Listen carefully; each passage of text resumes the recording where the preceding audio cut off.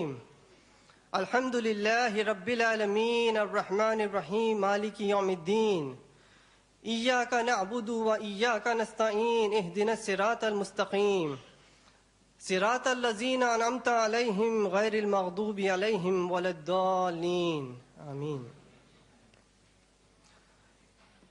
In the name of Allah, the most gracious, the most merciful, Dr. William Campbell, Dr. Zakir Naik, Dr. Mazakas, Dr. Jamal Badawi, Dr. Samuel Nauman, and Mr. Sam Shamoun. Distinguished guests, ladies and gentlemen, Assalamu alaikum wa rahmatullahi wa barakatuhu. Peace and blessings of Almighty Allah be upon all of you. On behalf of the organizers, the Islamic Circle of North America, I, Sayyid Sabil Ahmed, welcome all of you to this unique event, a dialogue on the topic, the Quran, the Bible in the light of science. Again, on behalf of Dr. Campbell, Dr. Zakir Naik, Islamic Circle of North America, this dialogue is being held in a spirit of friendship, understanding each other's viewpoints. A brief introduction of ICNA's activities, Islamic Circle of North America. The goals of Islamic Circle of North America are to motivate Muslims to perform their duty of being witnesses unto mankind, offering educational, training opportunities to increase the Islamic knowledge and to enhance the character. ICNA is also active in opposing immorality and oppression of all forms, supporting efforts for socio-economic justice, civil liberties in the society, strengthening the bond of humanity by serving all those in need anywhere in the world, with special focus on our neighborhood across North America. For today's unique dialogue, the two main moderators are Dr. Muhammad Naik, representing Dr. Zakir Naik, and Dr. Samuel Nauman, representing Dr. William Campbell. It is my duty to ensure a fair and proper conduct of this meeting. Therefore, we request our speakers as well as the audience to maintain due decorum for a healthy dialogue. With that, I would request Dr. Samuel Nauman to give the introduction of Dr. William Campbell. Assalamu alaikum. Thank you, Brother Sabil Ahmed. It's a pleasure and honor to be here with you this evening. And first of all, I myself, with a group of our brothers and sisters from the Christian background, really like to thank the Islamic Circle of North America and the local people who have organized this unique event. They have done a great job. They have worked very hard. And now we have come to the last moment to be here. Dr. William Campbell did his medical work in Cleveland, Ohio at Case Western Reserve University. He worked for 20 years in Morocco, where he learned Arabic. After 7 years in Tunisia, he wrote his book, Answering Dr. Maurice Bucaille. He is a convinced Christian who likes to explain the Injil or the Gospel to everyone. At age 74, Dr. Campbell is retired with 10 grandchildren. And we are really thankful and we are really happy to be here with you tonight. Thank you.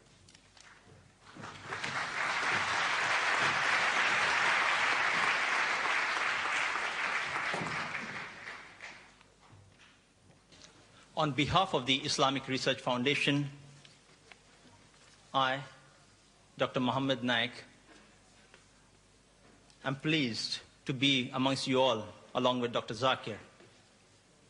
It's a pleasure to be here for this unique event and have the good pleasure of having scholars like Dr. William Campbell, Dr. Jamal Badawi, Dr. Mazakas, as well as my co-colleague, Brother Dr. Samuel Nauman, you're with us. I, on behalf of Brother Samuel and myself, present the format for the dialogue. The format, as agreed and decided fair by both our speakers, is Dr. William Campbell would first address you for 55 minutes on the topic, the Quran and the Bible in the light of science. Then Dr. Zakir Naik, at the far end, would make his presentation for 55 minutes on the same topic. This would be followed by a response session in which Dr. Campbell would respond to the matter presented by Dr. Zakir for 25 minutes, followed by Dr. Zakir too responding for 25 minutes to the matter presented by Dr. Campbell. Lastly, we would have the open question and answer session in which the audience may pose questions to each speaker alternately on the question mics provided in the auditorium. After the mics questions are handled, we would allow questions on index cards to be provided by volunteers in the aisles and in the order selected at random by the coordinators and the advisors to each of the speakers. Ladies and gentlemen, to address you today, Dr. William Campbell.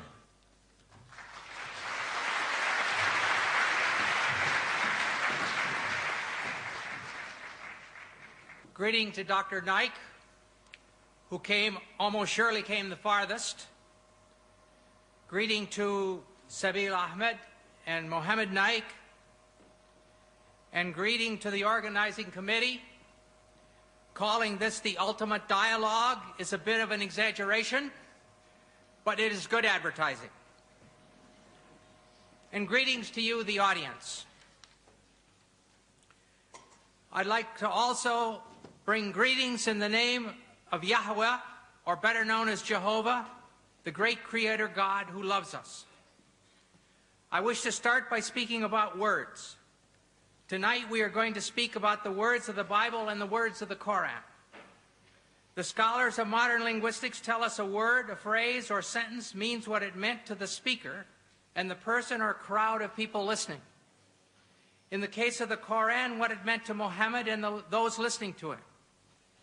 In the case of the Bible, what it meant to Moses or Jesus or those listening to them. To check this, we have the context of all the usages in the Bible or the Koran. In addition, there is the poetry and letters of that century. For the Gospel, the 1st century AD. For the Koran, the 1st century of the Hijra. If we are going to follow the truth, we may not make up new meanings. If we are seriously after truth, there are no permissible lies. Here is an example of what I'm talking about. You can have the first slide here.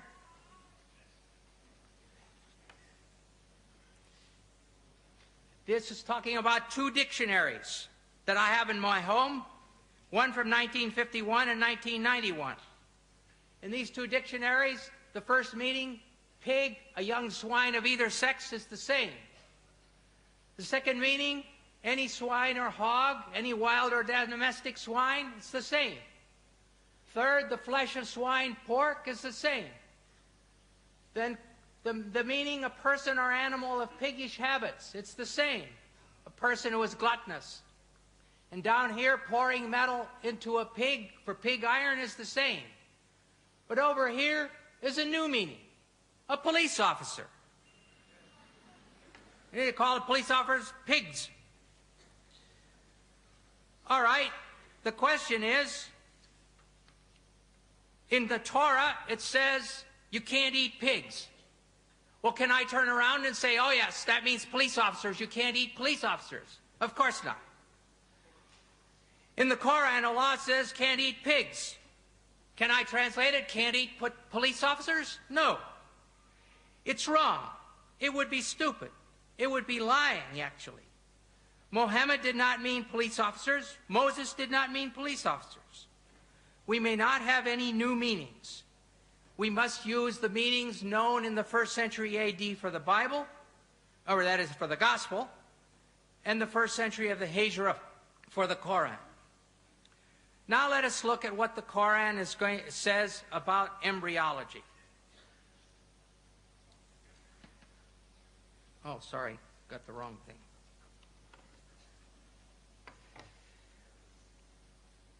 It has been said that the idea of the embryo developing through stages is a modern one, and that the Quran is anticipating modern embryology by depicting differing stages.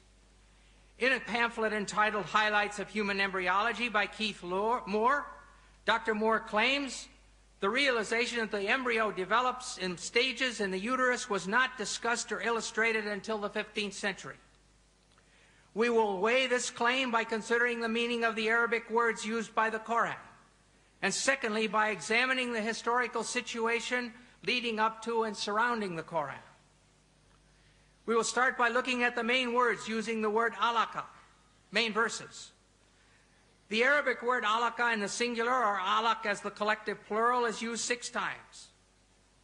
In the Surah of the Resurrection, Al-Qiyamah, 75, 35 to 39, we read, "Was he man, not a drop of sperm ejaculated? Then he became alaka, and God shaped and formed and made of him a pair, the male and the female." In the Surah of the Believer, Al-Mu'min, 40:67, it says, "He it is who created you from dust, then from a sperm drop, then from a leech-like clot, alaka, then brings you forth as a child, that perhaps you may understand." In the Surah of the Pilgrimage, Al-Hajj 22:5, it says, "O mankind, if you have doubt about the resurrection, consider that we have created you from dust, then from a drop of seed, then from a clot, alaka, then from a little lump of flesh, shapely and shapeless." And finally, the fullest treatment is in the Surah of the Believers, Al-Mu'minun, 23:12 to 14, which reads, "Verily, we created man from a product of wet earth, then placed him as a drop of seed in a safe lodging. Then we fashioned the drop a clot, alaka, and of the clot we fashioned a lump, and of the lump we fashioned bones, and we clothed the bones with meat. Then we produced it as another creation." And here you have the stages according to the Quran. Nutfa, sperm. Alaka, clot. Mudagha, piece of meat. Adam, bones. And the 5th stage, dressing the bones with muscles. Over the last 100+ years, this word alaka has been translated as follows. There's 10 translations here. I'm not going to read them all. 3 are in French, where it says un gomo de sang, or a clot of blood. 5 versions are English, where it's either clot or leech-like clot. 1 version is in Indonesian, at the bottom there, segumpal darah, lump of or clot of blood. And the last one is Farsi, khun basta, a clot of blood. As every reader who has studied human reproduction will realize, there is no stage as a clot during the formation of a fetus. So this is a very major scientific problem. In the dictionaries of Wer and Abdanur, the only meanings given for alaka in this feminine singular are clot and leech. And in North Africa, both of these meanings are still used. Many patients have come to me to ask for a clot to be removed from their throat. And many women have come to me and told me their period didn't come. When I say, "I'm sorry, I can't give you medicine to bring your period because I believe that's a baby," they would say, "Mazel dim, it's still blood." So they were understanding these ideas of the Quran. Lastly, we must consider the first verses which came to Muhammad in Mecca. These are found in the 96th surah called alaq, clots, from the very word that we're studying. In 96:1-2 we read, "Proclaim, in the name of your Lord who created man from alaq." Here the word is in the collective plural. This form of the word can have other meanings because alaq is also the derived verbal noun of the verb alika. The verbal noun usually corresponds to the gerund in English, as in the sentence, "Swimming is fun." Therefore, we could expect it to mean hanging or clinging or adhering. But the 10 translators listed above have all used clot, or congealed blood, in this verse too. In spite of the number and qualifications of these translators who use the word clot, the French Dr. Maurice Bucaille has sharp words for them. He writes, "What is more likely to mislead the inquiring reader is once again the problem of vocabulary. The majority of translations describe, for example, man's formation from a blood clot. A statement of this kind is totally unacceptable to scientists specializing in the field. This shows how great the importance of an association between linguistic and scientific knowledge is when it comes to grasping the meaning of Quranic statements on reproduction." Put in other words, Bucaille is saying, nobody has translated the Quran correctly until I, Dr. Bucaille, came along. How does Dr. Bucaille think that it should be translated? He proposes that instead of clot, the word alaka should be translated as something which clings, which would refer to the fetus being attached to the uterus through the placenta. But as all you ladies who've been pregnant know, the thing which clings doesn't stop its clinging to become chewed meat.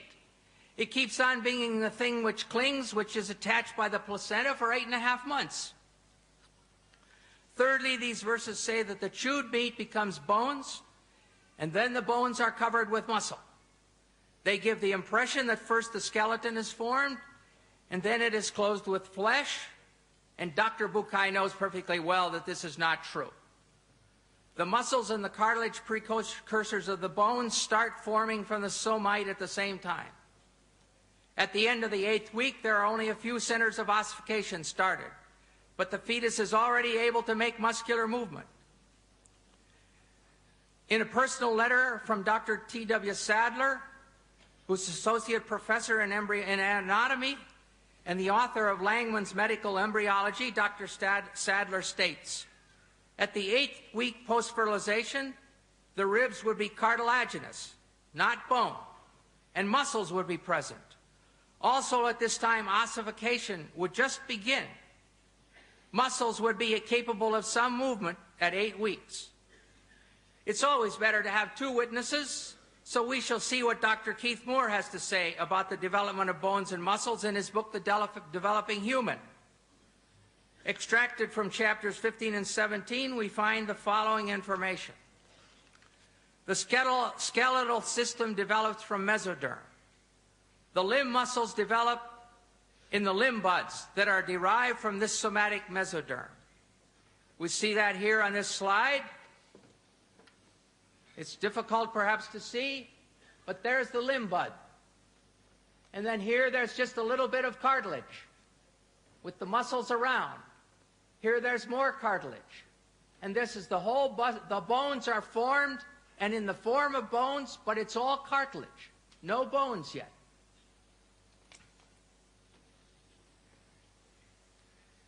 This second slide shows how it forms. Here's the cartilage. Now, just the bone looks like cartilage. And then it starts to have some calcium deposited. And then it starts to have ossification and bone formed.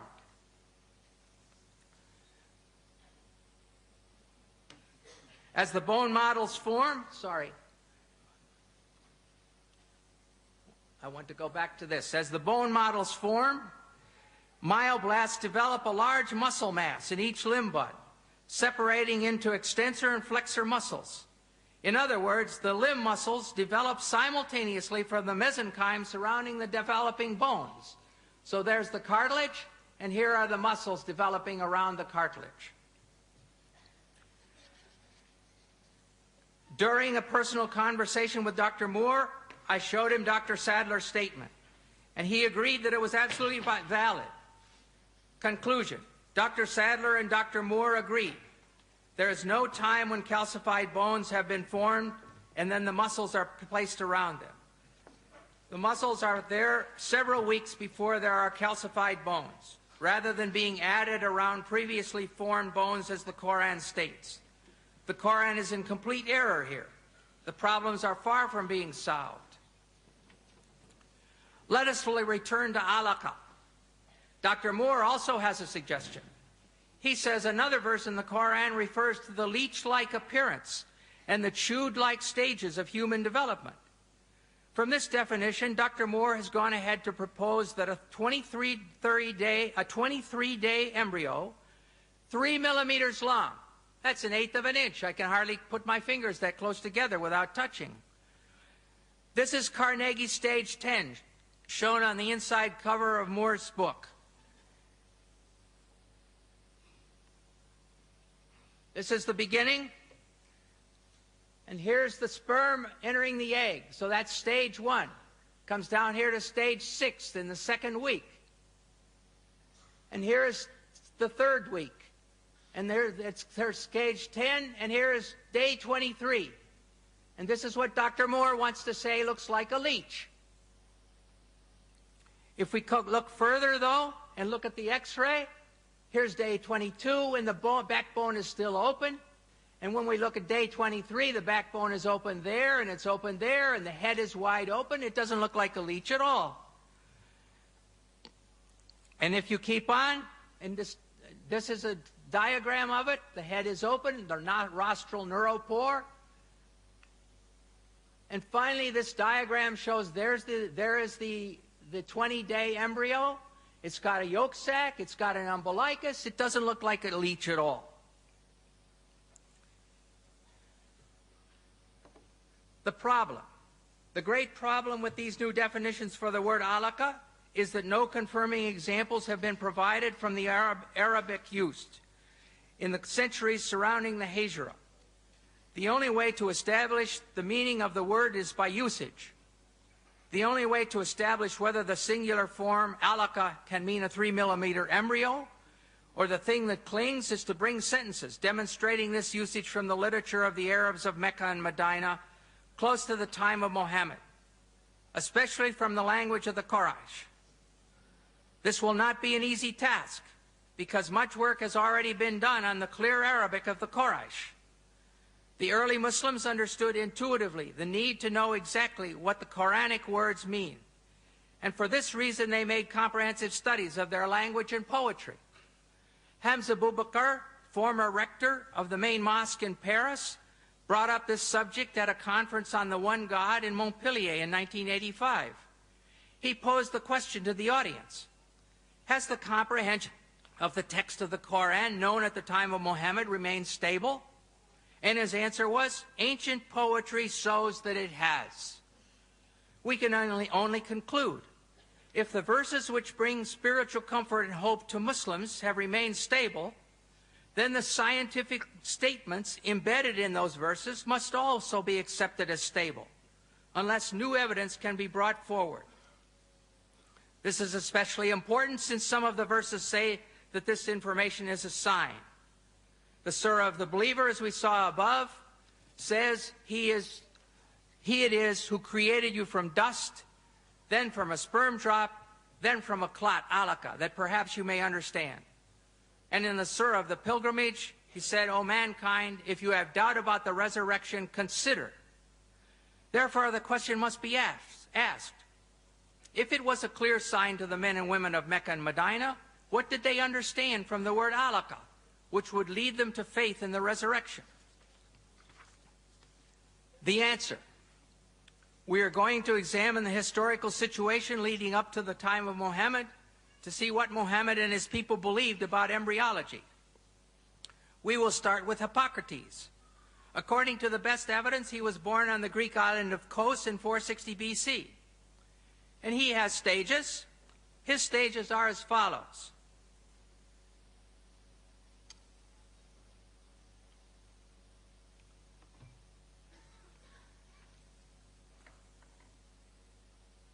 The sperm is a product which comes from the whole body of each parent. Weak sperm coming from the weak parts, and strong sperm from the strong parts. Then he goes ahead and talks about the coagulation of the mother's blood. The seed, embryo, then is contained in a membrane. Moreover, it grows because of its mother's blood, which descends to the womb. For once a woman conceives, she ceases